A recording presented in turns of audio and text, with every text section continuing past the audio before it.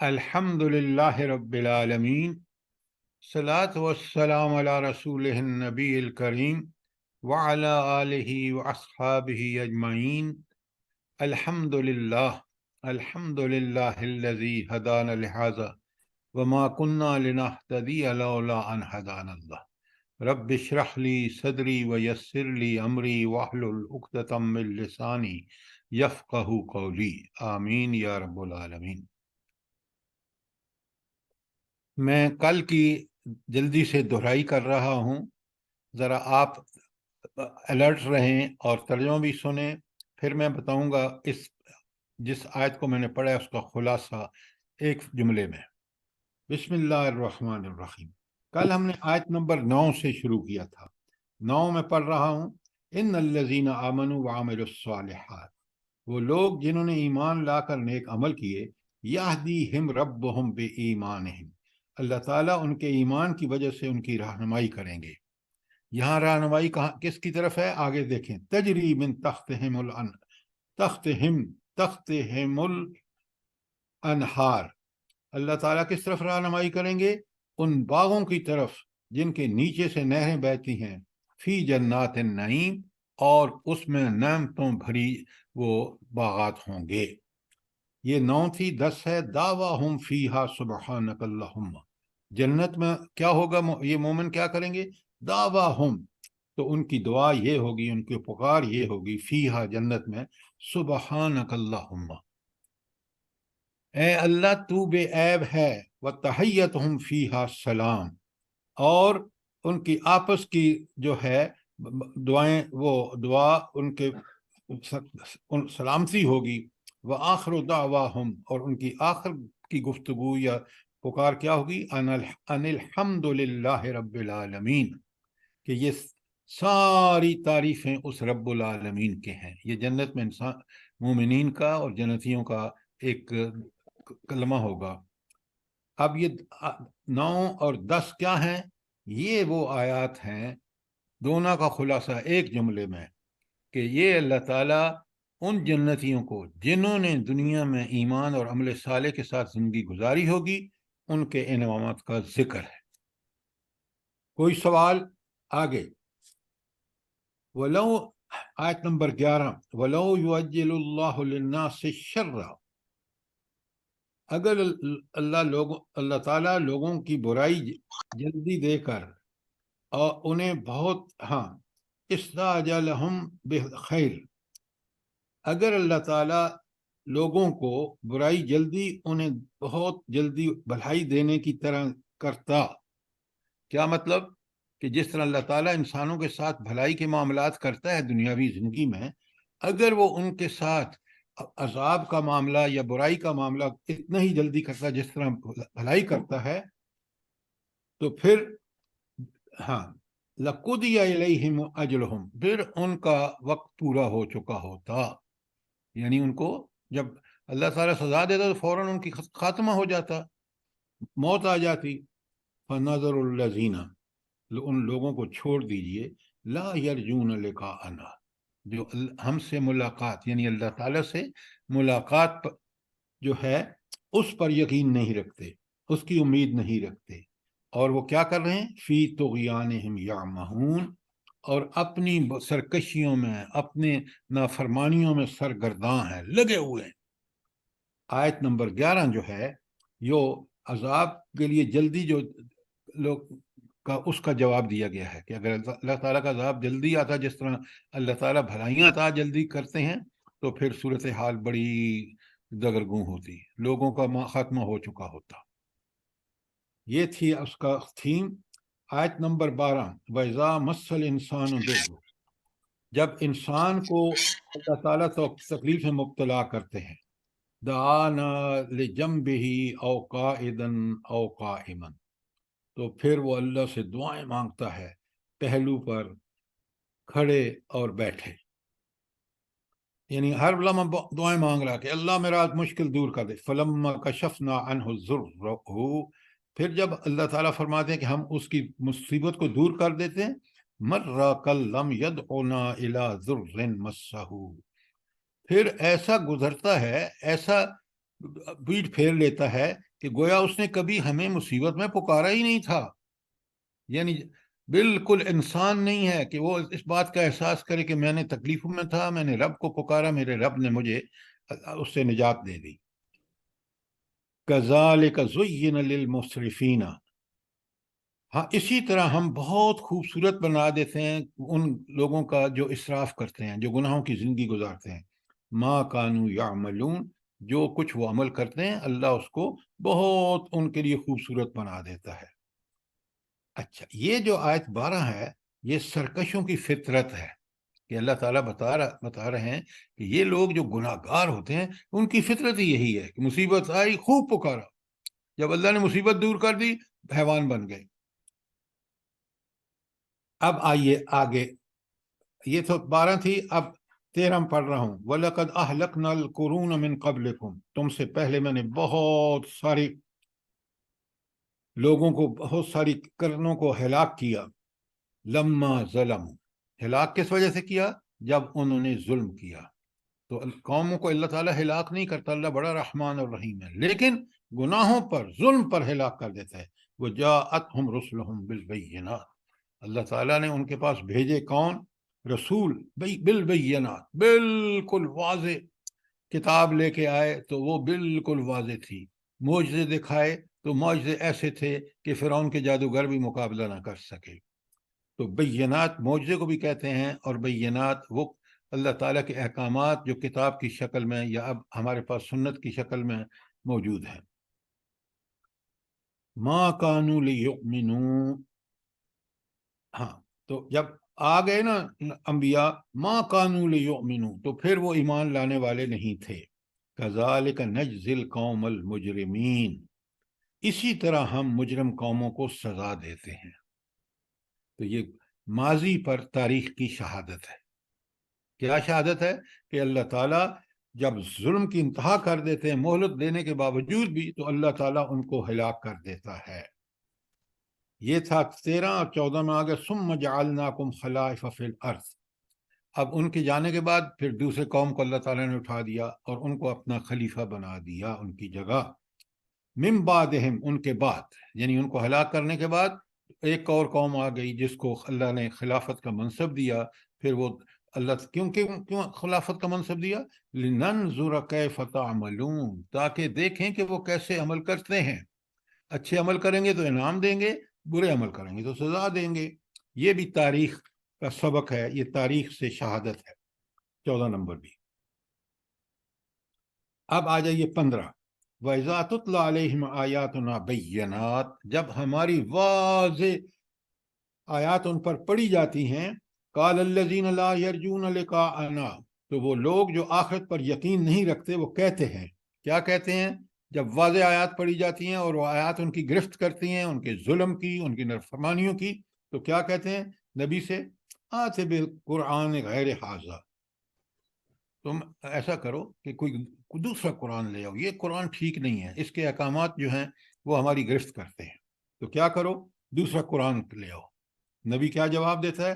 کل مال یکون لی ان ابدلہ من تلقائی نفسی, یہ میرے لیے ممکن نہیں ہے کہ میں اس کو بدل دوں اپنی طرف سے. نبی نہیں بدل سکتا, اللہ کا حکم ہے, اس کو اللہ کا حکم آ رہا ہے, وہ سمجھتا ہے اور وہ اس کا حق ادا کرتا ہے پہنچانے کا. ان اتبع الا ما یوحی الی, میں تو بالکل وہی کچھ کرتا ہوں, اسی کی اتباع کرتا ہوں جو مجھے وہی آتی ہے.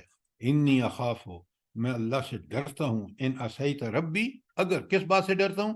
اگر میں نے رب کی نافرمانی کی تو پھر کس سے ڈرتا ہوں؟ عذاب یوم عظیم, اس بڑے دن کے عذاب سے.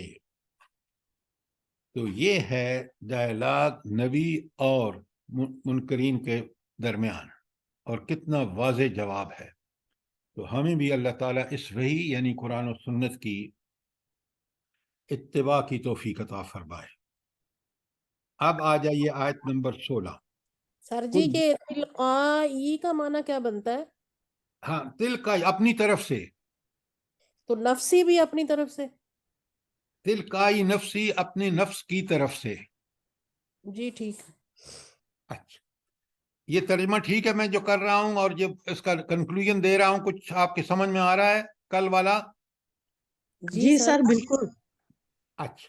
کل لو شاء اللہ، دیکھیں اب نبی جواب دے رہا ہے، نبی کی طرف سے اللہ تعالیٰ کہہ رہے ہیں کل کہو لو شاء اللہ ما تلوتہ علیکم، اگر اللہ نہ چاہتا تو میں تم پر تلاوت نہیں کر سکتا تھا قرآن. یہ جو رہنمائی ہے، یہ دنیا میں آپ کو زندگی گزارنے کا بہترین طریقہ اس وحی سے دے رہا ہوں، اگر اللہ نہ چاہتا تو میں تمہارے سامنے نہ پڑھتا اس کو. ولا ادراکم بہی، اور نہ تمہیں اس کی خبر دیتا. فقد لبثتم فیکم عمرا من قبلہ، میں تو اس سے پہلے کتنا سال تمہارے ساتھ رہا. افلا تعقلون، اتنی بات نہیں سمجھتے. اب اس آیت میں یہ استدلال ہے، یہ دلائل ہے نبی کریم صلی اللہ علیہ وسلم کی حقانیت کے. کیا دلیل ہے؟ کہ میں 40 سال تمہارے درمیان رہوں، اس کے بعد تو نبوت کا دعویٰ کیا ہے نا. اس وقت تم مجھے کیا کہتے تھے؟ تم کہتے تھے یہ صادق بھی ہے امین بھی ہے. تو اب تم بھول گئے اس بات کو. اب میں اللہ کا حق برحق کلام لے کے آیا ہوں اور مجھے طرح طرح کے نام دیتے ہو برے. اور یہ حرکت جو ہے یہ تو پیغمبر کی تاریخ سے استدلال ہو گیا نا. اب آیت نمبر 16 میں سنیں، فَمَنْ أَظْلَمَ مِمَّنْ افْتَرَىٰ عَلَى اللَّهِ كَذِبًا، اس سے بڑا ظالم کون ہوگا جو اللہ کے اوپر جھوٹ باندھے. کیا مطلب ہے اس کا؟ کہ برے کام کرنے کے بعد کہے بھائی میرے باپ دادا بھی کرتے رہے، یہ اللہ ہی کا حکم ہوگا، نعوذ باللہ. تو اللہ پر جھوٹ باندھنا یہ ہے کہ کام غلط خود کرنا اور اس کو منسوب کرنا کہ یہ گویا اللہ کا حکم ہے. او کذب بآیاتہ، یا اللہ کے احکامات کو جھٹلایا. تو ظالم کب ہے؟ نمبر 1 جب اللہ پر جھوٹ باندھے، نمبر 2 جب اللہ کے احکامات کی تکذیب کرے.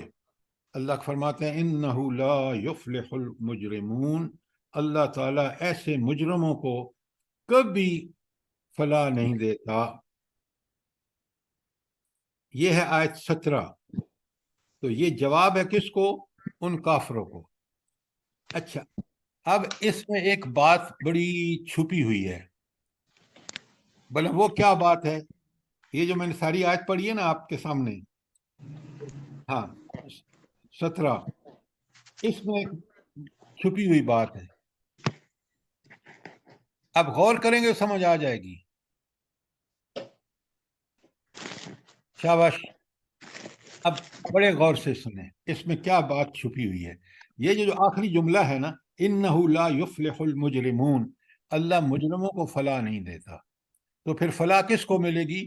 نبی کریم صلی اللہ علیہ وآلہ وسلم اور صحابہ کو ملے گی. وہ مجرم نہیں ہیں، وہ تو بڑے انتہائی قسم کے اللہ کے تابع دار ہیں، وہ فلاح پا جائیں گے، وہ ان کو شکست دے دیں گے. یہ ہے غور کرنے اس کا فائدہ. بات سمجھ آئیے نہیں آئی آپ کو؟ جی سر. جی سر اسی لیے اس قرآن کو پڑھ کے سمجھ کے نبی صلی اللہ علیہ وآلہ وسلم اور صحابہ اور صحابیات کو یقین ہو گیا تھا کہ اللہ ہمیں کامیاب کرے گا. آپ آیت میں دیکھ لیں، جب مجرم فلاح نہیں پاتے تو فلاح کون پائیں گے؟ فلاح نبی، صحابہ اور صحابیات پائیں گے. کیوں؟ وہ بہترین مسلمان ہیں، فلاح ان کا حق ہے. تو یہاں یہ قرآن جب پڑھیں گے نا آپ دیکھیں، 20 سال جن لوگوں نے پہلے کہا نا کہ یہ فتح پائیں گے مجاہدین افغانستان، لوگوں کا پاگل ہے. امریکہ، یونائٹڈ نیشن اور پتہ نہیں کون کون سے ہم جیسے ہمارے ملک جیسے بدبخت حکمران بھی تھے جنہوں نے یہاں اڈے دیے امریکہ کو. وہ جو باتیں سامنے آ رہی ہیں انتہائی شرمناک ہیں کہ ہم کن لوگوں کے بارے میں کفر اور طاغوت کی مدد کرتے رہے. رب نے دیکھ لیں 20 سال جب انہوں نے قربانیاں دیں تو کس قدر اللہ رب العالمین نے ان پر رحم کیا، ان کو فتح اور نصرت دی، اور امریکہ اپنے سارے لو لشکر کے ساتھ ذلیل ہو کے وہاں سے شکست خوردہ ہو کے نکلا. آپ ذرا اگر چیزوں کو بڑے غور سے دیکھیں نا، یہ قرآن انسان کو ایسا انسان بناتا ہے. ہمارے وعظ، نصیحتاں، دروس اتنا اثر نہیں دکھا سکے جتنے پرعزم فلسطینی مجاہدین نے اپنی کردار اور سیرت سے ثبوت دیا. دنیا حیران ہے کہ کون سا ایمان ہے ان کا، کون سے یہ لوگ ہیں. اس کی وجہ سے لوگ قرآن کی طرف متوجہ ہوئے ہیں کہ یہ کون لوگ ہیں جنہوں نے کفر کے خلاف اس طرح سیسا پلائی ہوئی دیوار بن گئے. ان کے اس رویے نے وسط میں لوگوں کو مجبور کیا کہ لوگ قرآن پڑھ رہے ہیں اور لوگ مسلمان ہو رہے ہیں.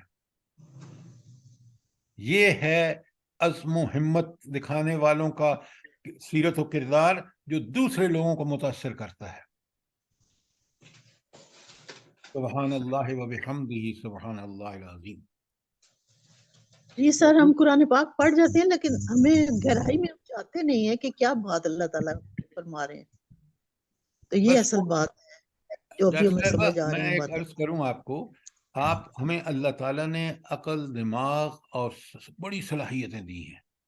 ہم ساری صلاحیتیں دنیا میں کھپا دیتے ہیں دنیا کو بہتر بنانے کے لیے.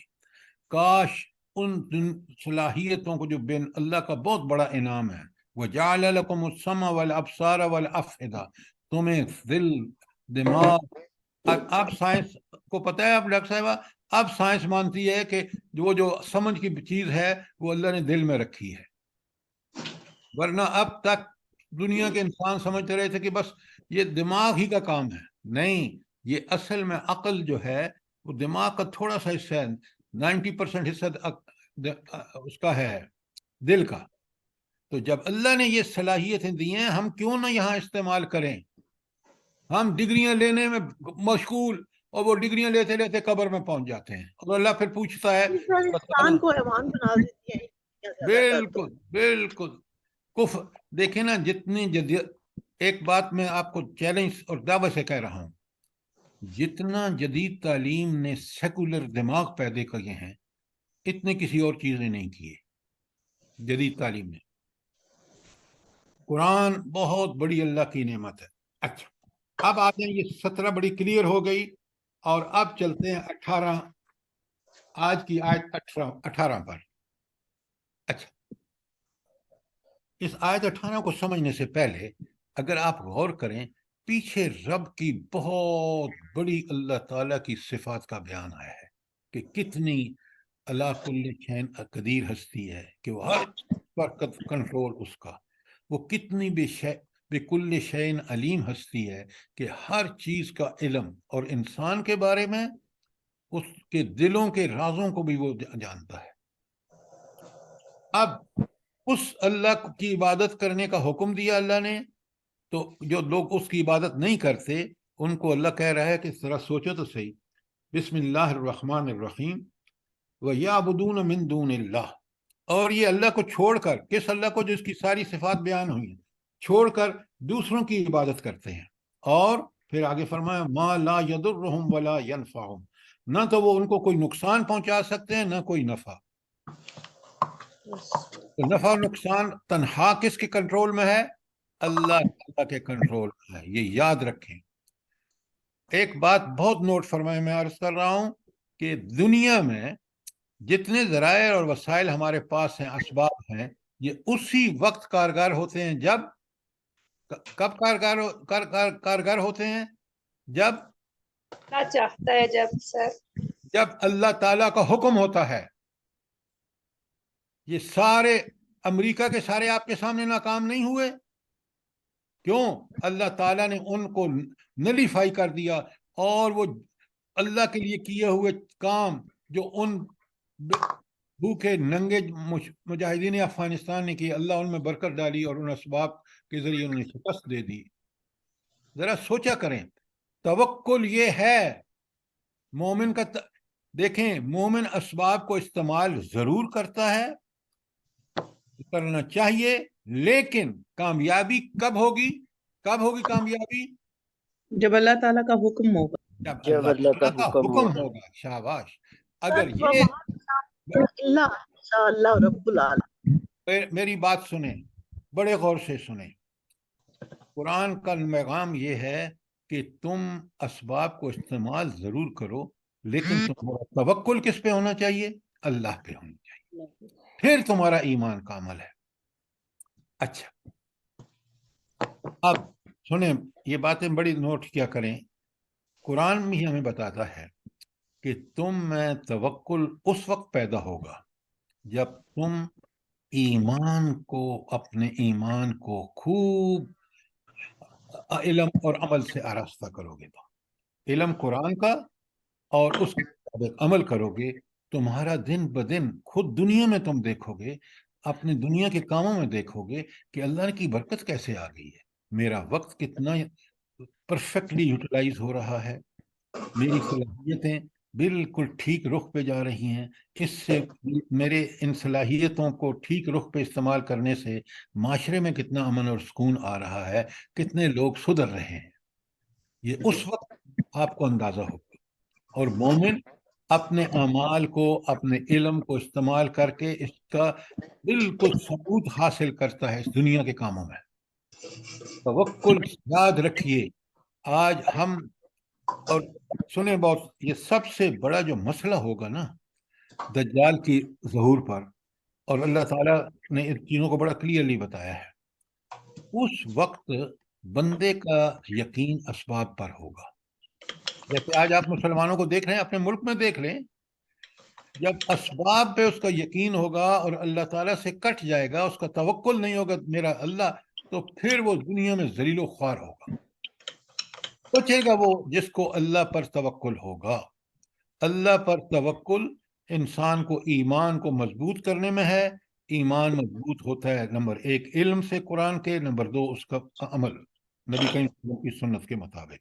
یہ 2 کام کرے گا وہ متوکل ہو جائے گا، وہ دجال جیسے بڑے فتنے سے بھی بچ جائے گا. اگر آپ نے بچنا ہے دجال کے فتنے سے، قرآن کا علم اور اس کے مطابق عمل کر لو، اللہ تعالیٰ ہمیں وہ ایمان عطا فرمائے گا جس سے ہم اتنے بڑے فتنے کو بھی فیس کر سکیں گے. یہ بات اچھی طرح نوٹ کیجئے. اگر کوئی شبہ ہے تو سوال کیجئے. سر جی ایک سوال یہ ہے کہ جس طرح ہمارے بہت سے کاموں میں ہمیں ناکامی بھی ہوتی ہے اور ہم پھر بھی اسباب پر ہی توکل کرتے ہیں، تو وہ اس کے ساتھ پھر کیسا معاملہ ہوگا؟ ہاں، یہ ہے آپ کے توکل کا حد. ایک بات میں آپ کو بتاؤں نا، میں نے اپنی زندگی میں دیکھا ہے، یہ جو سوال آپ نے کیا میں اس کا جواب ایک چھوٹے سے واقعے سے دے رہا ہوں، کہ اگر ہمیں ناکامی بھی ہو جائے اسباب کے باوجود، تو پھر یاد رکھیں، اچھی طرح نوٹ کر لیں، اسی میں ہماری خیر ہے. وہ وقت خود بتاتا ہے آگے چل کے کہ میرا یہ خیال جو تھا، اب یہ واقعہ ظہور ہوا ہے، واقعی غلط تھا، اللہ تعالیٰ کا حکم ٹھیک تھا.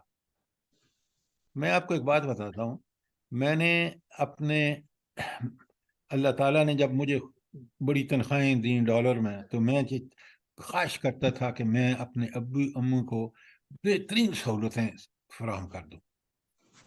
تو الحمدللہ ثم الحمدللہ میں نے پہلے دفعہ جو ہی میرے پاس پیسے ہوئے، میں نے حج پہ لے کے چلا گیا ان کو. لیکن میرے ابو کا انتقال ہو گیا. مجھے بڑا دکھ کہ کاش انہوں نے کتنی محنت کی ہے میرے ساتھ، کاش مجھے موقع ملتا. لیکن 2 سال بعد جب میرے بھائی کا، چھوٹے بھائی کا انتقال ہوا اور میں نے اپنی ماں کو تڑپتے دیکھا، تو میں اس وقت اچھا ہوا میں نے کہا اچھا ہوا میرے والد کا انتقال 2 سال پہلے ہو گیا، ورنہ وہ بھی اسی طرح تڑپتے. لہذا آپ نے جو فرمایا ہے کہ اگر ہم نتائج پھر بھی ٹھیک وہ ہماری مرضی کے مطابق نہ نکلیں، مومن کہتا ہے، سنیں دعا میں نے آپ کو بتائی ہے، اللہم انی اسألک الرضا بعد القضاء، اے اللہ آپ کے فیصلے کے بعد میں اس پہ راضی ہونے کی آپ سے درخواست کر رہا ہوں. جب ایسا معاملہ ہو، مومن فوراً اللہ کی حکمت اور عمل، اس کی رحمتوں اور اس کے علم کی بنیاد پر جو فیصلہ کیا وہ ٹھیک ہے، وہ میرے حق میں بالکل بہتر تھا، میں نہیں جانتا. اب بات سمجھ آئی نہیں آپ کو؟ جی سر. اچھا، وَيَعْبُدُونَ مِن دُونِ اللَّهِ، اور یہ منکرین کیا کرتے ہیں؟ اللہ کو چھوڑ کر دوسروں کی عبادت کرتے ہیں. مَا لَا يَضُرُّهُمْ وَلَا يَنْفَعُهُمْ، وہ یہ نہ جن کی عبادت کرتے ہیں، پیر، قبر والے، بت وغیرہ وغیرہ، وہ لا یضرہم، نہ تو ان کو کوئی نقصان پہنچا سکتے ہیں، ولا ینفعہم، اور نہ کوئی ان کو فائدہ پہنچا سکتے ہیں۔ اچھا یہ نفع نقصان کیوں نہیں پہنچا سکتے بھلا؟ ان کے پاس کوئی طاقت ہی نہیں ہے، ان کو اللہ نے، وہ بے طاقت اور بے کمزور ترین لوگ ہیں، یہ نفع اور نقصان پہنچانے کی طاقت کس کے پاس ہے؟ اللہ تعالیٰ کے پاس ہے۔ یہ یقین ہونا چاہیے، مومن وہ ہے جو اللہ پہ یقین رکھتا ہے۔ اچھا آپ نے قرآن میں نوٹ کیا ہے، نبی آ کے قوم سے کہتا ہے جب وہ بگڑ جاتے ہیں نا، تو وہ کہتے ہیں تم کر لو جو کچھ کرنا ہے، چلو میرے خلاف چالیں جتنی چل سکتے ہو۔ وہ چیلنج کرتا ہے ان کو۔ کیوں چیلنج کرتا ہے؟ کیوں کرتا ہے؟ سر اس کو اللہ پہ یقین ہوتا ہے نا۔ ہاں تو جلدی بتائیں نا، پتہ نہیں آپ لوگ سوچتے رہتے ہیں، فوراً سمجھ آتی ہے کہ نبی کو اللہ پر اتنا یقین ہے کہ نفع نقصان اس کے ہاتھ میں، کر لیں یہ جو کچھ کرنا ہے۔ یہ ہے مومن۔ اچھا آگے سنیں بڑے اور غور سے سنیں۔ سر ایکسکیوز می، السلام علیکم سر، یہ آپ بہت امپورٹنٹ باتیں بتا رہے ہیں، ان کا مائک مسلسل کھلا ہوا ہے، ان کو کہیں پلیز یہ بند کر ذرا۔ کوئی عشرت ہارون صاحبہ ہیں۔ ہاں یہ روبینہ انجم صاحبہ کا بھی کھلا ہوا ہے۔ خیر یہ اللہ روبینہ انجم ہے، یہ عشرت ہارون صاحبہ کا کھلا ہوا ہے۔ عشرت ہارون صاحبہ بند کریں ذرا اپنا مائک پلیز۔ یہ دبئی سے ڈاکٹر صاحبہ کہہ رہی ہیں آپ کے وہاں انٹرفیئر کر رہے ہیں، سب کو کر رہا ہے، پلیز اپنے مائک بند رکھیں۔ اچھا اب یہاں بڑے نوٹ کیجئے، ہم اسباب کے اتنے غلام ہیں، بس یہ کام ہوا ہی ہوا جی کیونکہ سارے اسباب ہمارے پاس ہیں۔ نہیں، اسباب کے ہوتے ہوئے جب تک ان اسباب کو اللہ تعالیٰ اثر انگیز نہیں بنائے گا آپ کا کام نہیں ہوگا۔ افغانستان کو دیکھ لیجئے۔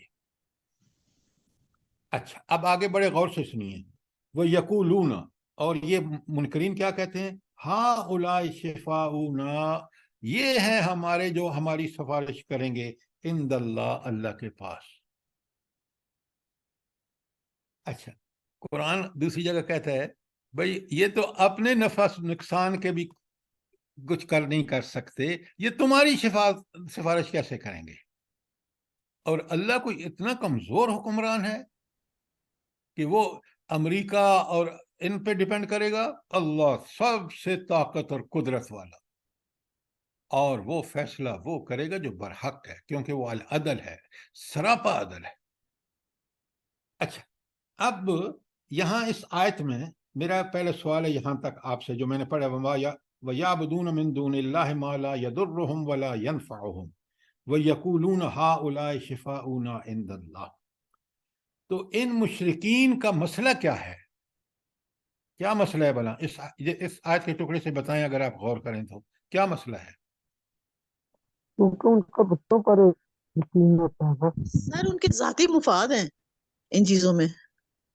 نہیں نہیں نہیں نہیں، ڈاکٹر صاحب ارے ذرا غور وہ کریں۔ اپنے باپ دادا کے وہ اس پر نہیں چھوڑتے نہیں نا۔ نہیں نہیں نہیں نہیں نہیں نہیں، وہ یہ سمجھتے ہیں کہ اللہ تعالیٰ سے ڈائریکٹ بات نہیں ہو سکتی ہے، ہم دعا پھر کسی سفارشی کے اس سے مانگیں۔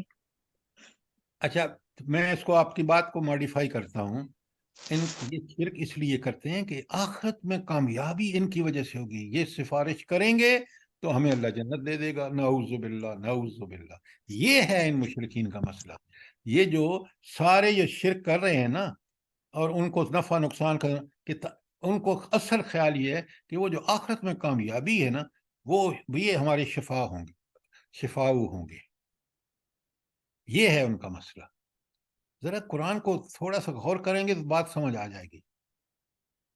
کل اللہ فرماتے ہیں، اے نبی صلی اللہ علیہ وسلم بتا دو ان کو، اتنبئون اللہ، کیا تم اللہ کو اس بات سے آگاہ کر رہے ہو، بما لا يعلم فی السماوات ولا فی الارض، جس کو وہ نہ زمین اور نہ آسمان میں کہیں ایسی چیز نہیں ہے کہ یہ سفارشی جو ہیں یہ اللہ سے چھڑا لیں گے۔ اس کا کوئی زمین و آسمان کے سارے دیکھ لو معاملات کو، جو اللہ چلا رہا ہے وہی فیصلے کرے گا، لہٰذا باز آ جاؤ اس کفر سے۔ آگے سبحانہ، اچھا یہ کلمہ قرآن میں بہت آتا ہے، جہاں بھی شرک کی بات ہوتی ہے اس کے بعد آتا ہے سبحانہ۔ اس کو کیا کہیں گے؟ اب یہاں لکھ لیں اپنے پاس، یہ رد شرک کی ایک دلیل ہے۔ یہ کیا ہے؟ رد شرک کی دلیل ہے۔ سبحانہ، وہ بے عیب ہے۔ یہ سب سے بڑا عیب تو یہی ہے کہ تم اس کے جھوٹے سفارشی جو ہیں ان کو سمجھتے وہ اس کو مجبور کر لیں گے۔ وہ بے عیب ہے، یہ عیب ہے اگر وہ ان کی بات مانے تو۔ سبحانہ جو ہے یہ رد شرک کی ایک زبردست دلیل ہے کہ وہ اللہ کون ہے، اس میں کوئی عیب، کوئی نقص، کوئی کمزوری نہیں ہے۔ وَتَعَالَى اما یشرکون، بہت بلند ہے جو یہ شرک کرتے ہیں کہ وہ سفارشی ہے اور اس کے برابر میں فلان بھی نفع پہنچا سکتا ہے، نقصان بھی پہنچا سکتا ہے، وغیرہ وغیرہ۔ تعالی عما یشرکون، اللہ ان تمام چیزوں سے بالا تر ہے۔ اچھا، تو یہ جو آیت 18 میں نے پڑھی ہے آپ کے سامنے، یہ 10 اصل، ایک تو مشرکین کی جو اصل جڑ ہے جس پہ کی وجہ سے شرک کرتے ہیں کہ یہ سفارشی بس ہمیں سارے کام بنا دیں گے، دنیا میں آخرت میں بچا لیں گے، یہ ہے اس کا۔ اور اللہ تعالیٰ فرما رہے ہیں کہ میں ایسے کسی شخص کو نہیں جانتا، کسی ذات کو نہیں جانتا، نبی میرے سامنے نہیں سفارش کر سکتا، تو یہ کون ہوتے ہیں؟ حالانکہ نبی تو اللہ کا سفیر ہوتا ہے۔ کوئی سوال آیت 18 کے بارے میں؟ جلدی کریں سر، یہ جو سبحانہ ہو ہے سر، جی۔ اس کو ذرا سا ایکسپلین کر دیں، مجھے ہمیشہ وہ ہوتا ہے کہ سبحانہ اللہ پاک ہے، تو اس کو ذرا پلیز ایکسپلین کر دیں سر۔ اچھا، ایک بات سنیں، آپ کبھی نوٹ کیا ہے جب آپ کو ہر فرض نماز کے بعد 30 دفعہ جو 3 کلمے کہتے ہیں، پہلا کیا ہے؟ سبحان اللہ، دوسرا کیا ہے؟ الحمدللہ، تیسرا کیا ہے؟ اللہ اکبر۔ اسی ترتیب سے پڑھنے چاہیے۔ سبحان اللہ جب میں کہتا ہوں یا آپ کہتے ہیں تو اس وقت میں یہ اعلان کر رہا ہوتا ہوں کہ اللہ میں نہ کوئی عیب ہے، کوئی نقص نہیں ہے، کوئی خرابی نہیں ہے، کوئی کمزوری نہیں ہے، وہ پرفیکٹ ہے۔ پرفیکٹ اللہ کی ذات ہو سکتی ہے، لہٰذا پہلے میرا یہ دعویٰ کہ اللہ پرفیکٹ ہے یہ شرک کا رد ہے، اسی لیے میں اس کو رد شرک کہہ رہا ہوں۔ نمبر 1۔ نمبر 2، جتنی لوگوں نے باتیں بنائی ہوئی ہیں کہ بھائی فلاں پیر یہ کر دیتا، فلاں بت یہ کر دے گا، فلاں گلت یہ ہے، جتنے بھی لوگوں نے دعوے کر رکھے ہیں وہ سارے کے سارے اللہ ان سے پاک ہے، وہ اللہ ان چیزوں سے مبرہ ہے۔ لہذا سبحانہ جو ہے یا سبحان اللہ جو ہے یہ رد شرک ہے، کہ شرک کو ہم رد کر کے اور اللہ تعالیٰ کو اعلان کرتے ہیں کہ اس میں کوئی عیب، کوئی خرابی، کوئی نقص نہیں ہے۔ اب بات سمجھ آ گئی ہے آپ کو؟ جی سر سمجھ آ گئی، لیکن اگر تھوڑا سا اور سر ایکسپلین کر دیں تو اچھا ہوگا۔ تھوڑا آپ کا دماغ نہیں ہے، میں نے جتنی بات بتائی ہے اس کو آپ آگے ایکسٹینڈ نہیں کر سکتے؟ اب دوسری بات سنیں، جب آپ تینوں کلمے ہم پڑھتے ہیں نا، سبحان اللہ پہلے پڑھا، پھر ہم نے کہا الحمدللہ، جب ہم نے الحمدللہ کہا تو اس پہلے کلمے کو اور مزید کھولا۔ سبحان الحمدللہ کیا؟ ساری شکر اس کے لیے کیونکہ نعمتیں اس نے دی ہیں، اور ساری تعریفیں اس کے لیے کیونکہ ساری خوبیاں اسی کے اندر ہیں، وہ سرچشمہ ہے خوبیوں کا، برائی اس میں ذرا بھی نہیں ہے۔ سبحان اللہ ہم نے پہلے کہہ دیا، تو یہ 2 کلمے مل کے انہوں نے یہ بات بالکل واضح کر دی کہ سبحان اللہ اور الحمدللہ اللہ کی تعریف پوری طرح مکمل ہو گئی۔ کیا کہ ہم نے کہا کہ کوئی برائی نہیں ہے اور خالی خوبیاں اس میں ہیں، اور شکر ہے اس کا کہ اس نے اتنے انعامات کیے۔ یہ 2 کلمے کہہ کے ہم نے اللہ کی تعریف کا حق ادا کر دیا۔ اور جب تیسرا کلمہ ہم نے کہا کہ وہ اللہ نہ صرف یہ ہے کہ اس میں کوئی نقص نہیں ہے، کوئی عیب نہیں، کوئی کمزوری نہیں، اور وہ اللہ ایسا ہے کہ تعریفات کا سرچشمہ ہے، اور وہ اللہ ایسا ہے کہ اس کے شکر کی کوئی انتہا نہیں ہے۔ اللہ اکبر، یہی اللہ سب سے کائنات میں بڑا ہے۔ اگر یہ سمجھ کے میں نے نہیں کیا تو پھر مجھے مزہ ہی نہیں آئے گا ان تسبیحات کا۔ تو سر ہم نماز بھی تو شروع کرتے ہیں تو یہی کہتے ہیں سبحانک اللہم و بحمدک. وہ بات آپ ٹھیک کہہ رہے ہیں، لیکن میری بات کو پہلے سمجھیں. وہاں بھی آپ اسی بات کا اعلان کر رہے ہیں، لیکن اگر میں سمجھ کے کر رہا ہوں تو میں اس رب اچھا کے احسانات، اس رب کے تعریف، اس رب کو سبحان اللہ کہہ کے میں اس کا حق ادا کر رہا ہوں جو اس ہستی کا مرتبہ، مقام اور حیثیت ہے. اب میری بات سمجھ میں آتی ہے کہ کس کا میں غلام ہوں. میں اس کائنات، اس زمین پر خلیفہ اس اللہ کا ہوں جو جس اللہ کی سبحان اللہ، الحمدللہ، اللہ اکبر. اب مجھ میں نہ تکبر آ سکتا ہے، نہ میں فخر کر سکتا ہوں، نہ میں کوئی برائی کر سکتا ہوں، کیونکہ جس رب کے سچی گالی نہیں سے طے کوئی تے بھائی خدا کے لیے بند کریں آپ اب اپنے مائک کو. تو اب بات سمجھ آئی ہے کہ یہ تسبیح آپ جو دعا مانگیں، پہلی بات جی. اچھا یہ آپ کا مائک کھلا ہے. ربیتا آپ پلیز اپنا مائک بند کریں. اچھا اب بڑے غور سے سنیے. دیکھیں بڑی لذت آتی ہے جب میں دو بھی تسبیح پڑھتا ہوں یا دعا کرتا ہوں، اس کا جب مجھے مفہوم پتا ہوتا ہے، میں اس مفہوم کے ذریعے اپنے رب سے ڈائریکٹ بات کر رہا ہوں.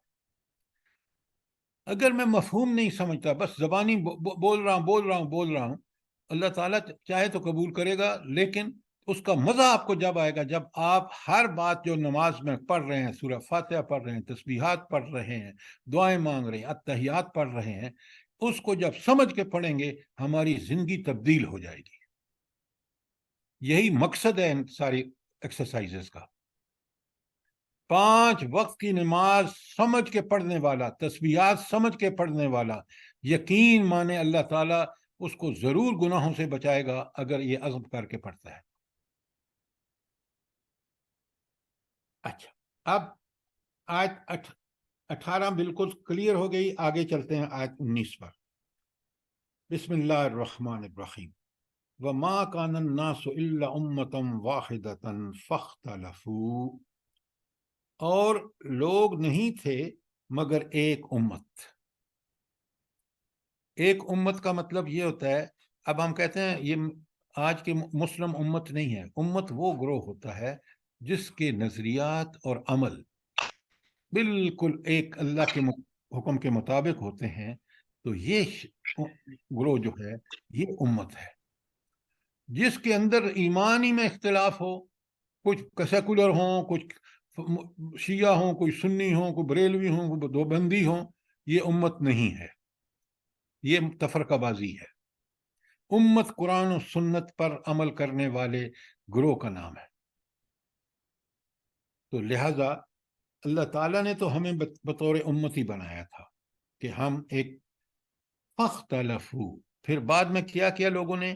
اختلاف شروع کر دیا، برائیاں شروع کر دیں، برے کام کرنے شروع کر دیے، اور یہ امت میں پھر اختلاف ہو گیا.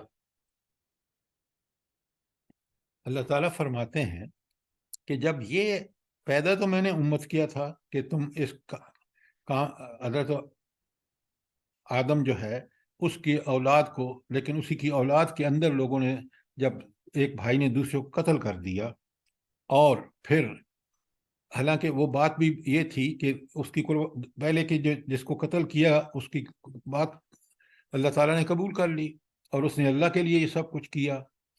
تو جب انہوں نے اختلاف کیا، وَلَوْلَا كَلِمَةٌ سَبَقَتْ مِن رَبِّكَ، اگر وہ بات نہ ہوتی جو تیرے رب کی طرف سے پہلے طے ہو چکی تھی. کیا اللہ کی طرف سے طے ہو چکا تھا کہ اللہ اپنے دنیا میں بھیجے گا ہمیں، اور ہم وہاں عمل کریں گے، جو بھی عمل کریں گے اللہ تعالیٰ موت کے بعد دوبارہ اٹھا کے ہم سے حساب لے گا. تو یہ ہے کہ وَلَوْلَا كَلِمَةٌ سَبَقَتْ مِن رَبِّكَ لَقُضِيَ بَيْنَهُمْ فِيمَا فِيهِ يَخْتَلِفُونَ. تو اللہ ان کے اختلاف کی وجہ سے اسی وقت فیصلہ کر دیتا. کیا مطلب؟ کہ اللہ نے کیونکہ طے کر دیا تھا کہ انسان دنیا میں ایک وقت تک رہے گا، اور اس وقت تک جو وہ اعمال کرے گا اس کا حساب آخرت میں ہوگا. یہ طے ہو گئی تھی کہ اس کو ایک وقت مہلت دیا جائے گا. اگر اللہ ان باتوں پہ فیصلے کرتا اختلاف کی، تو پھر تو وہاں دنیا دارال جزا ہو جاتی، دنیا دارالعمل ہے، لہذا اللہ نے جو ہے وہ اس کا فیصلہ ڈیلے کر دیا اس دن تک۔ اب کوئی سوال یہاں تک آیت 19 میں؟ سر پھر تو دنیا کا کاروبار چل ہی نہ سکتا اگر اسی وقت فیصلے ہوتے جاتے تو۔ اصل میں ڈاکٹر صاحبہ یہ سب اللہ تعالیٰ کی عین حکمت کے مطابق ہے۔ اگر ہم سوچیں نا، غور کریں کہ یہ دنیا ہے ہی مہلت عمل اور آخرت ہے جزا کا بدلہ۔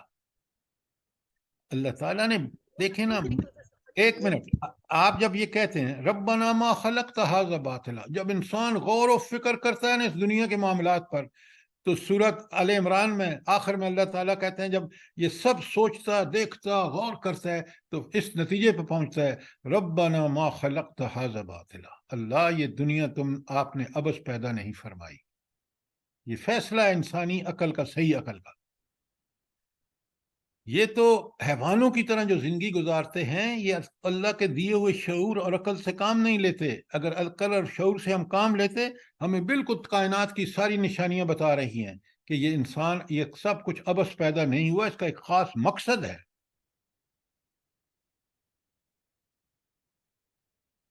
اچھا، اب سنیں بڑے غور سے، یہ تھی نا 19، تو یہ اصل میں توحید کے حق میں تاریخ کی شہادت ہے۔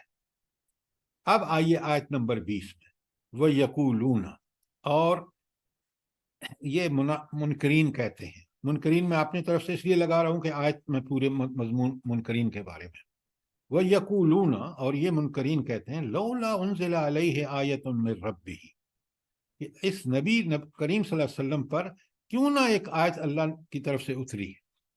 اب آیت کا معنی یہاں کیا ہے بلا؟ کوئی معجزہ، صرف یہاں آیت کا معنی معجزہ ہے۔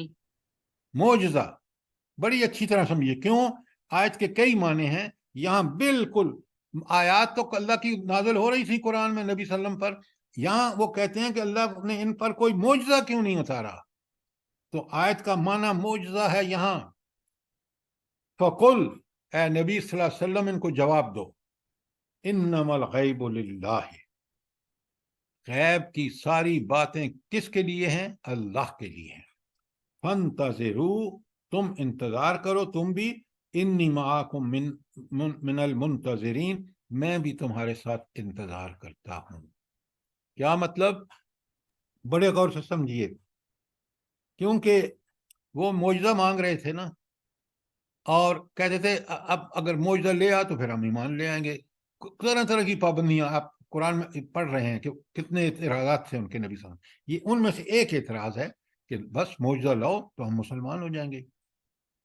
اللہ تعالیٰ فرماتے ہیں کہ اگر تم ایمان، یہ غیب کی بات ہے کہ اللہ معجزہ دکھاتا ہے جب چاہتا ہے، لہٰذا تم یہ جو مطالبہ کر رہے ہو نا، تم بھی انتظار کرو، میں بھی انتظار کرتا ہوں کہ اللہ جو غیب کا جاننے والا ہے وہ پھر ہمارے درمیان فیصلہ فرمائے۔ وہ فیصلہ کیا ہوگا؟ جب تم ایمان نبی آ گیا نہیں لاؤ گے تو عذاب کا فیصلہ ہوگا۔ یہ ہے اس آیت کا مفہوم۔ اور اگر میں اس کو ایک جملے میں کہوں تو وہ جو مطالبہ عذاب اصل میں کر رہے تھے اس کا یہ جواب ہے۔ کوئی سوال آیت نمبر 20 کے بارے میں؟ ترجمہ پھر پڑھ دیتا ہوں۔ وَيَقُولُونَ، اور یہ منکرین کہتے ہیں لولا انزل علیہ آیۃ من ربہ، اس نبی پر کوئی معجزہ کیوں نہیں نازل ہوا؟ فقل، اے نبی صلی اللہ علیہ وسلم ان کو کہو، انما الغیب للہ، غیب تو اللہ، یہ سارے کام کرنے غیب کے ہیں اور یہ کون کر سکتا ہے؟ اللہ کر سکتا ہے۔ فانتظروا، تم بھی انتظار کرو، انی معاکم من المنتظرین، میں بھی تمہارے ساتھ انتظار کر رہا ہوں یا انتظار کرنے والا ہوں۔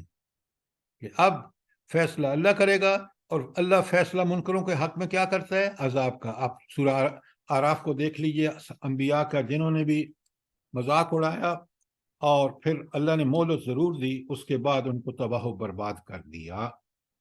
کوئی سوال آیت نمبر 18 کے بارے میں، 20 کے بارے میں؟ سر جی ایک آپ نے بات بتائی ہے کہ عذاب کا انہوں نے کہا، لیکن قرآن میں مختلف چیزیں نہیں آتی ہیں سر جی کہ एक फरिश्ता क्यों नहीं उतारा गया, या सोने का पहाड़ सोने के क्यों नहीं बना दिए गए, या इसके लिए बागात क्यों नहीं है, इस तरह की ये चीजें नहीं इसमें आएंगी। देखें, ये सारे नबी करीम सल्लम पर एतराज़ात हैं। यहाँ इस आयत में वो आप बिल्कुल ठीक करें, इस आयत में वो मुआजिज़े का मुतालबा कर रहे हैं, जिस तरह दूसरे जो आप कह रहे हैं वो भी मुतालबे हैं उनके, और ये सारे काम करने की जो मुतालबे कर रहे हैं उनको पूरा कौन कर सकता है? नबी कर सकता है? नहीं सर। अल्लाह ताला करता है ना, इसलिए कि जी गैब का मालिक वो है। तो यहाँ आपकी बात 100% ठीक है कि ये काफरों के नाजायज मुतालबे थे, और ये उनकी तरफ से ईमान न लाने की एक साजिश थी। जो सारे सवाल, भाई आप ये देखें, पहले बात को समझें, जो नाजिल हो रहा है तो ईमान के बारे में, फिक्र के बारे में, अमल के बारे में वो बरहक है। हमारी ऐन इंसानी फितरत जिस पर अल्लाह ने पैदा किया है, वो नेकी की दावत दे रहे हैं, बुराई से रोक रहे हैं। इतनी बात काफी थी अकल से अगर परखते, नबी को देखते कि उसकी जिंदगी नबूवत से पहले कितनी पाकीज़ा है। दूसरा सबूत वो था। अब आप कभी मोजज़े मांगते हैं, कभी जैसे आपने फरमाया कि कभी कहते हैं कि भाई वो पहाड़ चल जाए, ये फलां ये हो जाए, फलां वो हो जाए, तो ये चीजें जो हैं ये ईमान न लाने की साजिशें हैं। बात क्लियर है? जी सर, जज़ाकल्लाह खैरन।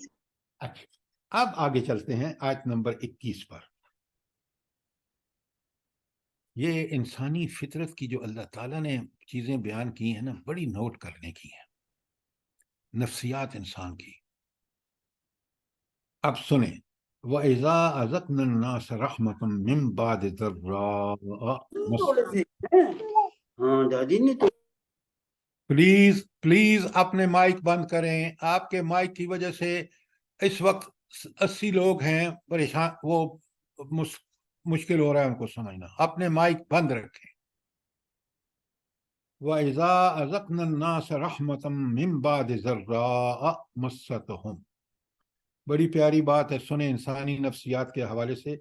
और जब हम लोगों को कोई रहमत का मजा चखाते हैं किसी तकलीफ के बाद जो उन्हें पहुंची है। अब इंसान के आम रवैये आप देख लें कि भला क्या कि कोई तकलीफ आ गई, कोई मुसीबत आ गई, और अल्लाह ताला ने अपनी रहमत से उस मुसीबत को दूर कर दिया। ये है रहमत का मजा चखाते हैं मुसीबत के बाद। अच्छा, फिर वो क्या होता है जब वो मुसीबत दूर हो जाती है? इज़ा लहुम मकरुन फी आयातिना, तो अचानक उनके लिए हमारी आयात के बारे में कोई ना कोई चाल होती है। फिर वो अल्लाह ताला की जो कुरान भेजा है, जो नबी भेजा है, वो अपनी बुराई की वजह से, बुरे जहन की वजह से उसके खिलाफ चालें चलने शुरू कर देते हैं। हालांकि अभी उसी अल्लाह को पुकार रहे थे, उसी ने अपनी रहमत से उसकी मुसीबत को दूर किया, लेकिन बुराई की नफ्सियात जो हैं वो फिर जो ही अंदर आफियत मिलती है वो क्या करता है? वो अल्लाह रब्बुल आलमीन के और उसके प्रोग्राम और उसके दीन के खिलाफ साजिशें शुरू कर देता है, उसके नबी के खिलाफ। इन्न रुसलुना यक्तुबून मा तमकुरून, तो बेशक हमारे रसूल जो भी वो चालें चल रहे हैं वो लिख रहे हैं। यहाँ रसूल से मतलब क्या है भला इस टुकड़े में? ये करामन कातिबीन, दो फरिश्ते हाँ, वेरी गुड वेरी गुड। वो फरिश्ते जो वो लिख रहे हैं। मत भूलना कि तुम ये चालें जो चल रहे हो, ये जो तुम नबी के खिलाफ, अल्लाह के प्रोग्राम के खिलाफ, ये सारी लिखी जा रही हैं, क़यामत के दिन तुम्हारे सामने रख दी जाएंगी। कितनी बड़ी बात है, सुभान अल्लाह। तो ये है एक नफ्सियात कुफार की चालों की जो यहाँ इसमें बयान हुई है। और कितनी, देखें, कुरान की बयान करदा चीज को आप अपने आगे पीछे हमसाए में इधर उधर खुद अपनी जात में देख सकते हैं। बिल्कुल ये चीज देखते हैं, आज देख लें आप। अब फिर अल्लाह ताला अपनी तौहीद के दलाइल बयान कर रहा है, और अगले अल्लाह ताला बता रहा है कि जरा देखो तो सही, जिस अल्लाह के मामले में तुम चालें चल रहे हो वो अल्लाह कितना तुम पर मेहरबान है। हुवल्लज़ी, अल्लाह ताला वो हस्ती है, युसय्यिरुकुम फिल बर्रि वल बहर, वही तो तुम्हें उठाए फिरता है, चलाता है, कि हाँ खुश्की में भी और तरी में। तुम गाड़ियों में, हवाई जहाज़ों में तो खुश्की पे सफ़र करते हो, और बहरी जहाज़ों में और किश्तियों में तुम समुंदर का सफ़र करते हो। हुवल्लज़ी, वही तो हस्ती है जिसने ये तुम्हें सारे गुर सिखाए हैं, तुम्हें तो अकल दी है कि तुम ये जहाज बनाते हो, किश्तियां बनाते हो, वगैरह वगैरह। हुवल्लज़ी युसय्यिरुकुम फिल बर्रि वल बहर, वही तो हस्ती है जो तुम्हें खुश्की और तरी पर तुम्हें चलाता है। हत्ता इज़ा कुंतुम फिल फुल्क, अब जरा एक खास कैफियत उसमें अपने आप को ले जाए आप। हत्ता इज़ा कुंतुम फी फुल्क, जब तुम समुद्र में या किश्ती में होते हो, और फिर क्या होता है, वजरीन बिहिम बिरीहिन तय्यबिन, और फिर एक बड़ी खुशगवार हवा चलती है, जिस रुख पे किश्ती जा रही होती है ना, उसी रुख की अल्लाह ताला हवा चला देते हैं, बंदे खुश हो जाते हैं, उसकी स्पीड तेज हो जाती है, बड़े खुश हो जाते हैं। वह फरखू बिहा, और इस वजह से वो खुश हो जाते हैं, उस हवा की वजह से।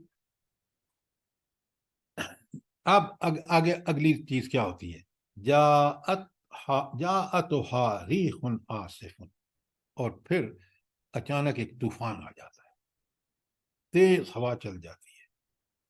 वजाअहुमुल मौजु, और ऐसी लहरें आ जाती हैं, मिन कुल्ले मकान, हर तरफ से।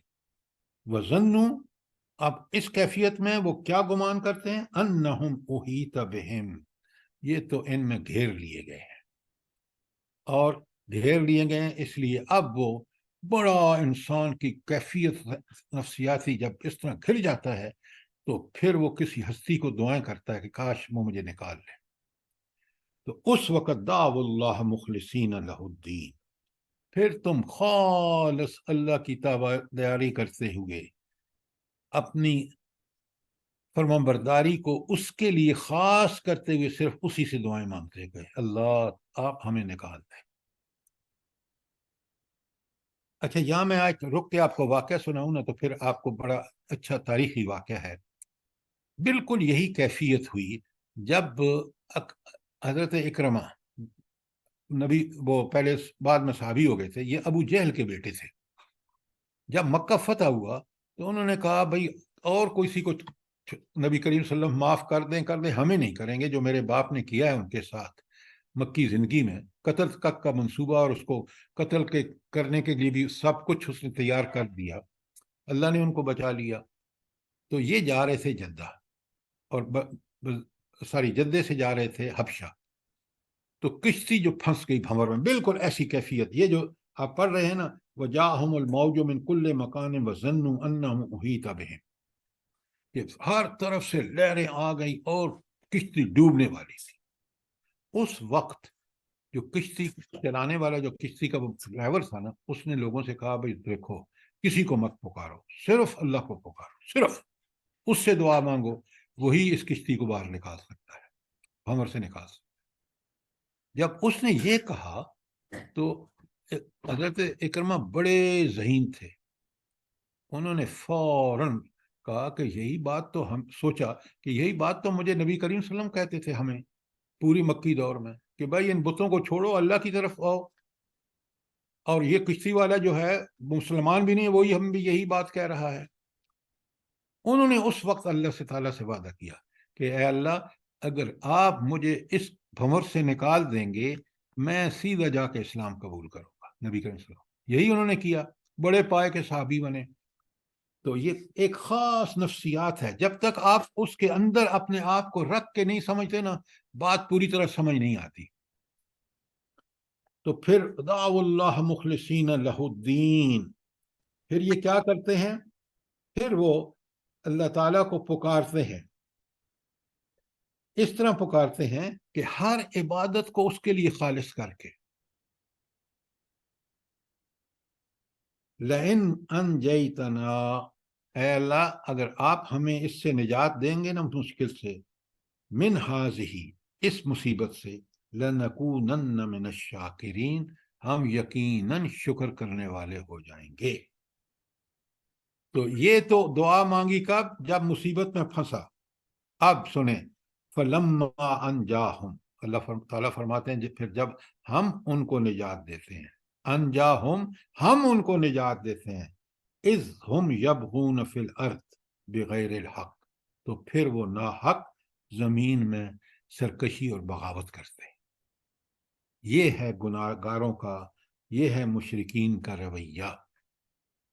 کتنا برحق بات کی ہے اللہ تعالیٰ نے. کوئی سوال یہاں تک آیت کے، کیونکہ یہ بڑا اہم مضمون ہے، ہمارے عقیدے سے متعلق رکھتا ہے، تو آیت 22 اور جو حصہ میں نے پڑھا ہے، کوئی سوال؟ اب اللہ تعالیٰ ایک جواب دے رہے ہیں اور وارننگ دے رہے ہیں. کن کو؟ یہ مشرکین جن کا یہ رویہ ہے. یا ایھا الناس، اے لوگو. کون سے لوگو؟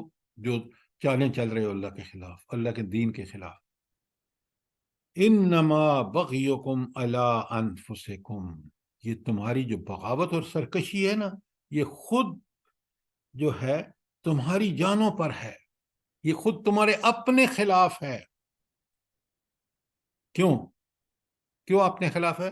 متاع الحیات الدنیا، یہ جس پر تم ریچھ کے اور جس کی وجہ سے تم بغاوتیں کر رہے ہو، وہ تمہیں اللہ نے کثرت سے دنیا کا سامان دیا. اور یہ متاع الدنیا جو ہے، اس کو متاع الدنیا کیوں کہا اللہ تعالیٰ نے؟ بلا کیوں کہا؟ سرکشوں کو جو کچھ دے رکھا ہے یہ صرف دنیا میں کام آئے گا، آخرت میں اس نے کچھ بھی کام نہیں آنا. بلکہ یہ وہاں سوالات اللہ تعالیٰ کے ہوں گے، وہ اسی کے بارے میں تو ہوں گے کہ تم نے انہی ذرائع اور وسائل اور دنیاوی مال و متاع کے لیے یہ سب بغاوتیں کی. اس لیے اللہ تعالیٰ متاع الحیات الدنیا ہے، یہ ساری جن پہ تم ریچھ رہے ہو، جن کو سمجھ رہے ہو کہ تمہیں ہر مصیبت سے بچائیں گے، صرف دنیا میں اللہ نے تمہیں دیا ہے. یہ متاع ہے، یہ اس لیے ہے کہ تم دنیا میں اس کو استعمال کرو، اور اگر استعمال اللہ کے حکم کے مطابق کرو گے جنت کے مستحق ہوگے. اگر انہی صلاحیتوں، انہی مال، انہی اولاد، انہی کوٹھیوں، انہی بنگلوں کے چکر میں رہے تو گویا تم نے کفر کیا. پڑھ لیں سورہ کہف کا آخری رکوع. سبحان اللہ سر، سبحان اللہ، بہت اچھا آپ سمجھاتے ہیں. اللہ آپ کو اس کا اجر دے، دل میں اتر جاتا ہے. اللہ کرے ہمیشہ کے لیے رہے ایسے ہی. جزاک اللہ. اچھا اب ذرا سنیں آگے، وارننگ دے دی نا اللہ نے. اب سنیے، ایک تو یہ بتایا کہ یہ جو تم دنیا میں باغیانہ رویہ اختیار کر رہے ہو، سرکشی کا اور بغاوت کا، یہ خود تمہارے خلاف ہے. یہ خود تم ثبوت دے رہے ہو کہ اس اللہ کے کتنے بڑے اس احسان اور کرم کرنے والے رحمان اور رحیم رب کے تم کتنے بڑے باغی ہو. نمبر 2، یہ جو کچھ جس کے بل بوتے پہ کرو یہ متاع الدنیا ہے، کسی کام نہیں آئے گا. ادھر تم مرے، کفن میں کی جیب بھی نہیں ہے، قبر میں ڈال دیا، یہ مال و متاع دنیا میں چھوڑ دیا. ثم الینا مرجعکم، اگلا مرحلہ پھر کیا ہوگا؟ پھر تم نے لوٹ کے ہمارے پاس آنا ہے. کیا بات ہے! رب کی قدرتیں اور طاقتیں دیکھیں کہ تم اپنی بے بسی اور مجبوری دیکھو. موت دے کے تمہیں وہ اپنے پاس بلائے گا قیامت کے دن زندہ کھڑا کر کے، اور تم اس کے دربار میں حاضر ہوگے. فَيُنَبِّئُكُمْ، پھر تمہیں خوب بتائے گا، اچھی طرح کھول کھول کے خبردار کرے گا. کس کے بارے میں؟ بِمَا كُنْتُمْ تَعْمَلُونَ، وہ جو دنیا میں تم سرکشیاں اور بغاوتیں کرتے رہے، ایک ایک تمہارے سامنے رکھ دے گا. اچھا اس میں تو کمال کی ایک آیت ہے سورہ کہف میں، آیت کا نمبر مجھے یاد نہیں ہے، آپ پڑھتے ہیں لیکن فوراً یاد آ جائے گا. ما لہذا الکتاب، اس عمل نامے کو کیا ہو گئے؟ لا یغادر صغیرۃ او کبیرۃ الا احصاها، نہ اس نے کوئی چھوٹی چیز چھوڑی ہے نہ بڑی چیز. یعنی دنیا میں نے کوئی حرکت چھوٹی سی چھوٹی، بڑی سے بڑی، وہ احصاها، اس نے تو اپنے اندر اس کو کاؤنٹ کر رکھا ہے. تو ہر عمل کرتے وقت اچھی طرح میں اور آپ سوچیں کہ یہ عمل اللہ نے لکھوا لیا اور قیامت کے دن میرے سامنے آئے گا. اور تو میں سر یہ جو آنا ہے کہ اللہ کے پاس جانا ہے، یہ انگ انگ ہمارا لرز جاتا ہے وہ یہ سوچ کے کہ ایک دن ہم نے حاضر ہونا ہے اللہ کے پاس. تو کس طرح حاضر ہوں گے؟ اللہ ہمیں توفیق دے ہم اچھے عمل کریں جس طرح قرآن اور حدیث میں ہے. تو یہ چیز لرزا دیتی ہے بندے کو. یہی تو میڈم بن کو بیان کرنے کا مقصد ہے کہ صاحب ایمان ڈریں اور تیاری کریں. کیا کہ ہم تو انہوں نے ڈر جاتے ہیں سر. رب کے سامنے پیش ہونا ہے، اس رب کے سامنے بے جس شک. کے کو ہر چیز کا علم ہے اور اتمام حجت کے لیے لکھوا کے اعمال نامہ بھی تیار کرا دیا ہے، اور اس کی جزا اور سزا سر جی سے آپ کی آواز اتنی کٹ رہی ہے، سمجھ نہیں آ رہی. آپ کے مسئلہ آپ کے اس میں ہے، آپ کے بالکل نیٹ ورک صاف میں آواز مسئلہ آ ہے. رہی ہے، ہاں بالکل نہیں، صاف آواز ہے. جی جی آپ کے نیٹ ورک میں مسئلہ ہے بی بی. اچھا بڑے غور سے سنیں، یہ آیات کو ایک ایک لفظ پہ غور کیا کریں کہ رب نے کس قدر برحق اور ڈائریکٹ مجھ سے مخاطب ہے. فَيُنَبِّئُكُمْ، پھر وہ تمہیں آگاہ کرے گا. اچھا آگاہ یہاں فَيُنَبِّئُ کا مطلب باریک بینی سے بتائے گا. بِمَا كُنْتُمْ تَعْمَلُونَ، وہ جو تم دنیا میں. تو یا دیکھیں نا، ان کا مقصد ہی یہی ہے کہ ان آیات کو پڑھ کے ہم اپنی اصلاح کر لیں. جب ہم اپنی اصلاح کریں گے ہم دنیا میں ایک بڑے مفید انسان ہوں گے، معاشرے کے لیے، گھر کے لیے، باپ ہے، بیوی ہے. تو یہ وہ ہدایات ہیں، یہ وہ احکامات ہیں جن پہ عمل کر کے ہم اپنی اصلاح کر سکتے ہیں. کوئی سوال، کوئی چیز کلیئر نہ ہوئی ہو؟ سر جی یہ آپ نے جو آیت ابھی پڑھی، فَنُنَبِّئُكُم میں ہم بتائیں گے تمہیں، یا جمع متکلم کا صیغہ ہے؟ یہ صرف فا کیوں لگا ہوا ہے؟ آپ نے بات بڑی اچھی کی ہے. فَيُنَبِّئُكُم، فا کہاں سے آیا ہے؟ وہ تو يُنَبِّئُهُم کافی تھا. تمہیں زندہ کر کے بلا کے پھر پس لہذا وہاں ہم تمہیں آگاہ کریں گے. فا اس کے لیے ہے. پھر اگر آپ نے تشریح کرنی ہے تو گرامیٹیکلی پوری کریں. ٹھیک ہے سر. تو فا جو ہے وہ ایک بالکل یا تنبیہ اللہ. ہے کہ سنو، تمہیں جب زندہ کر کے اٹھائے گا فَيُنَبِّئُكُم، پھر اس وقت تمہیں آگاہ کرے گا. تو اس موقع کو یاد رکھو. یہی فکر آخرت ہے کہ انسان اس آخرت کو سامنے رکھ کے زندگی گزارے. کیوں؟ وہاں فَيُنَبِّئُكُم ہونا ہے. پھر میرے اللہ مجھے سب کچھ بتائے گا جو میں دنیا میں کر رہا ہوں. آیت نمبر 22 کے بارے میں کوئی سوال، کوئی چیز کلیئر نہ ہوئی ہو؟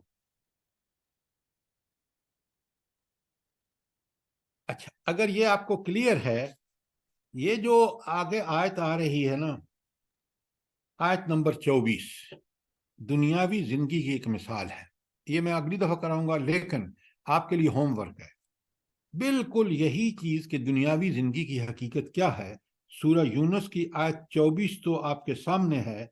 یہی بات سورہ الحدید کی آیت نمبر 2 میں آئی ہے. لکھیں سورہ الحدید آیت نمبر 2. پھر اسی دنیاوی زندگی کی مثال اللہ تعالیٰ نے بیان فرمائی ہے سورہ کہف کی آیت 45 میں. تو یہ تینوں آیتیں پڑھ کے آنی ہیں آپ نے، یہ والی بھی یونس کی 24 اور اس کی الحدید کی نمبر 2 آیت اور سورہ کہف کی 45 آیت. تو کل آپ سے پھر سوال و جواب ہوں گے، اور جب اس کو ہم پڑھ کے سمجھ جائیں گے بالکل دنیا کی حقیقت، دنیاوی زندگی ہے کیا، اس کی حقیقت کیا ہے، وہ بالکل کھول کے اللہ تعالیٰ نے بیان کی ان تینوں آیات میں. مضمون تینوں کا ایک ہی ہے لیکن بیان میں تھوڑا سا فرق ہے، کیونکہ قرآن ہمیشہ ایک بات کرتے وقت اپنے جو لینگویج استعمال کرتے ہیں اللہ تعالیٰ، وہ بڑی کمال کی ہوتی ہے، اور اس میں وہ ایک یکسانی نہیں ہوتی، ورنہ بندہ بور ہو جائے. سر جی سورہ حدید کی 20 نہیں ہوگی؟ ایک منٹ، آپ نے ٹھیک کہا، 2 نہیں ہے. جزاک اللہ، جزاک اللہ، بالکل آپ نے ٹھیک کہا. سورہ الحدید کی 2 نہیں ہے 20 ہے. جزاک اللہ خیر. مجھے بڑی السلام خوشی علیکم. ہوتی ہے جب آپ میں کوئی غلطی کرتا ہوں تو آپ مجھے بتاتے ہیں. اللہ آپ کو خوش رکھے. جی سر جی جو السلام علیکم. آیت کی تشریح بتائی تھی نا آپ نے سورۃ کاف کی، وہ 49 ہے، اگر کسی نے لکھنی ہے تو لکھ لے. 49 ہے. جی جو جی پچھلی سر آیت 49 پچھلی جو صغیرن اور کبیرہ. مالی حاضل کتاب لا صغیرۃ و کبیرۃ. دیکھیں میں نے جو بات بتائی ہے آپ لوگوں کو کنفیوز نہ کریں. میں نے بتایا ہے کہ دنیاوی زندگی کی حقیقت کیا ہے. اس پہ سورہ یونس کی یہ آیت 24 جو کل ہم نے پڑھنی ہے، سورہ الحدید کی آیت 20 اور سورہ اعقاف کی 45. ٹھیک ہے؟ ٹھیک ہے سر. تو پھر آپ کیوں کنفیوز کر رہے ہیں لوگوں کو کہ فلاں آیت بھی پڑھیں؟ نہیں سر، وہ پچھلی آیت کی میں نے کہا وہ بھی لکھنی چاہیں لوگ تو لکھ لیں، وہ 49 ہے. سر جی وہ جو آپ نے بتایا نا جی فَنُنَبِّئُكُم بِمَا كُنتُمْ تَعْمَلُونَ، اس کے جی اوپر سورہ کہف کی 49 یہ بتا رہے ہیں. وہ ٹھیک ہے، یا تو اس وقت بتائیں جب یہ بات بتا رہے ہیں آیت 24 کے بارے میں، تو یہ اسی وقت بتانی چاہیے جب وہ آیت وہاں پڑھ رہے ہیں. لیکن جب ایک آیت زیر بحث ہو تو اسی کے بارے میں بات کریں تاکہ لوگ جو اس وقت 80 کے قریب ہیں وہ بات کو نوٹ کریں اور سمجھیں. جزاک اللہ خیر. سر السلام علیکم. ایک سوال ہے میرا جی کہ یہ آیت نمبر 19 میں تھا نا کہ ہم سب سارے انسان ایک امت ہیں، بعد میں انہوں نے مختلف عقیدے اور مسلک بنا لیے. تو کہیں ہم قرآن و سنت کی دعوت دیتے ہیں تو بہت سے لوگ کہتے ہیں کہ مسلک کی بات نہ کریں. تو یہ مسلک کیا ہے؟ ہم مسلک کی بات کیوں نہ کریں؟ اس کے بارے میں تھوڑا سا بتا دیں گے. آپ کو اگر وہ لوگ ٹھیک کہتے ہیں کیونکہ آپ کو پتہ ہی نہیں کہ مسلک کیا ہوتا ہے جی اور آپ ان نوئنگلی بات کر رہے ہوتے ہیں. دیکھیں جب بھی آپ اور میں لوگوں کو درس قرآن دیں تو ہمیں کبھی بھی یہ نہیں کہنا چاہیے کہ فلاں مسلک یہ کہتا ہے، فلاں مسلک کا یہ نقطہ نظر ہے. ہم نے نقطہ نظر بیان کرنا ہے قرآن اور سنت خالص.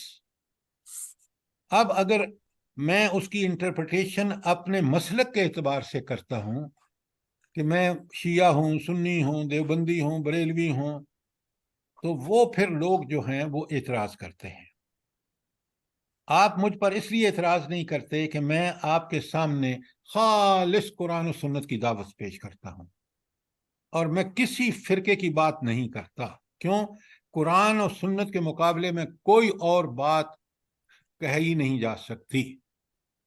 فرقہ بندی قرآن کو سخت ناپسند ہے. اللہ تعالیٰ فرماتے ہیں وَاعْتَصِمُوا بِحَبْلِ اللَّهِ، اللہ کی اس رسی قرآن کو، سنت کو مضبوطی سے پکڑو. وَلَا تَفَرَّقُوا، اور فرقہ پرستی میں مت پڑو.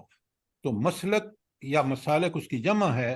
تو جیسے دیوبندی، بریلوی، شیعہ، سنی، سلفی، یہ سارے مسلک ہیں. اب بات سمجھ آ گئی آپ کو؟ جی ٹھیک ہے الحمدللہ. السلام علیکم سر. میں نے ایک بات پوچھنی تھی سر. پیچھے ہم نے سورہ توبہ میں جہاد و قتال کی پڑھا، اور موجودہ دور میں بھی ہم افغانستان کی مثال دیتے ہیں اور فلسطین کی.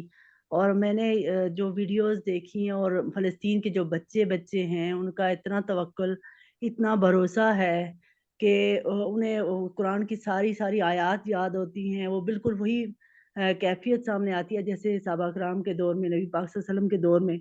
تو کیا افغانستان اور فلسطین اور صحابہ کرام کے دور میں جہاد اور قتال ہی ایمان کو مضبوط کرنے والی چیز ہے، یا امن میں کیسے وہ کیفیت پیدا ہو سکتی ہے؟ اللہ آپ کو جزائے خیر دے. بہت اچھا سوال کیا آپ نے، بہت اچھا سوال کیا. اب بڑے غور سے سنیے. جن دونوں ملکوں کی آپ نے بات کی ہے نا، افغانستان اور فلسطین، وہاں انگلش میڈیم سکول نہیں ہے. وہاں ہم بچوں کو انگریزی کی طرف توجہ سب سے پہلے دلاتے ہیں، پھر انگلش میڈیم سکول ڈھونڈتے ہیں. دونوں جگہوں پہ افغانستان اور غزہ میں وہ ان کو قرآن پڑھاتے ہیں، قرآن سمجھاتے ہیں. آج دنیا حیرت میں ڈوب چکی ہے کہ یہ فلسطین کے بچے جن کی تربیت قرآن و سنت کے ذریعے والدین نے کی ہے، ان کے عزم اور حوصلے کی داد ہر کافر بھی دے رہا ہے. لہذا ان کی سے ساری تربیت کا نتیجہ ہے کہ ان کے ماں باپ دین پر کاربند، انہوں نے پہلے قرآن سکھایا، اور آج وہ موت کے وقت بھی اور آپریشن کے وقت بھی جب کوئی چیز اویلیبل نہیں ہوتی تو قرآن پڑھتے ہیں. وہ کہتے ہیں کاٹ لو جتنا مرضی ہے، آپریشن کر لو، ہمیں تکلیف نہیں ہوگی کیونکہ ہم قرآن پڑھ رہے ہیں.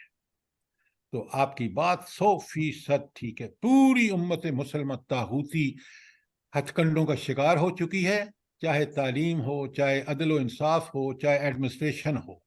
ہم نے ان چیزوں کو کبھی استعمال نہیں کیا جو دنیا میں اللہ نے نازل فرمائی ہیں. نبی کریم صلی اللہ علیہ وسلم، صحابہ کرام اور خلفائے راشدین میں ان کا نفاذ ہوا، اور دنیا نے امن اور سیرت و کردار کے وہ نمونے دیکھے جو آج آپ کو کہیں نہیں ملتے. اپنے ملک میں دیکھ لیے کتنا ڈس آنسٹ ہے آپ کا ہر طبقہ. کیوں؟ ہم نے ہماری تعلیم تربیت قرآن و سنت سے ہٹ ہوتی ہے. اب جی بات سر، ان کے جو چھوٹے بچوں کا جو عقیدہ ہے، جتنا تو ہمارے علماء کا بھی اتنا جو تقریریں کر رہے ہوتے ہیں اتنا ان کا توکل، اتنا ایمان مضبوط نہیں ہوتا جتنا وہ چھوٹے سے بچے کا ہوتا ہے. اچھا، اب آپ کی بات بالکل 100% ٹھیک ہے. میری بات سنیے. یہ جو آپ نے شروع میں کہا نا، دیکھیں پہلے ان کی تربیت میں نماز، روزہ، اللہ کے راستے میں خرچ کرنا، اللہ کے راستے میں مصیبتیں پر صبر کرنا، اللہ کے راستے نعمتوں پر شکر کرنا، یہ ان کو سکھایا گیا ہے. اور اس کے ساتھ میدان جہاد جب اویلیبل ہوتا ہے پھر انسان کا ایمان، اور کیونکہ ان پر وہ آلریڈی عمل کر رہا ہوتا ہے، اللہ تعالیٰ اس کو جہاد جیسی نعمت سے نوازتا ہے، پھر اللہ تعالیٰ اس کو شہادت جیسی دولت عطا فرماتا ہے. تو یہ میدان جنگ میں یہ ہمارے جن کی آپ بات کر رہے ہیں نا، یہ تو نوکریاں، تنخواہیں اور پیسے کے چکر میں ہم پتہ نہیں کیا کیا اللہ کے دین کے لیے خلاف کرتے ہیں. اللہ تعالیٰ ہمیں معاف رکھے. جزاک اللہ سر، آپ نے بہت پتے کی بتائی سر، آپ نے تو روٹ کاز بتا دیا، بہت اچھی سمجھ آ گئی سر. جزاک اللہ. جزاک اللہ. اللہ تعالیٰ مجھے بھی اور آپ کو سمجھنے اور اس پر عمل کرنے کی توفیق عطا فرمائے.